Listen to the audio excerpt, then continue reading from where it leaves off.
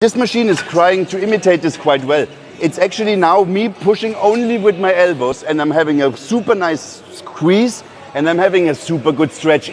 توفي جو ليندر عن عمر ناهز 30 عاما يوم الجمعة الموافق لتاريخ 30 من شهر يونيو عام 2023. فمن هو جو ليندر؟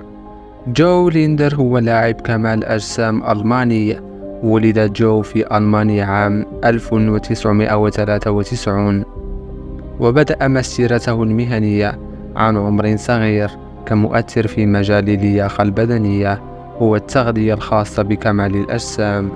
كما اشتهر ليندر خلال مسيرته على مواقع التواصل الاجتماعي وأصبح لديه ملايين المتابعين على إنستغرام ويوتيوب، بالإضافة لعدد كبير من الأصدقاء الذين لطالما أشادوا بروحه الطيبة وحرفيته العالية في اللياقة البدنية.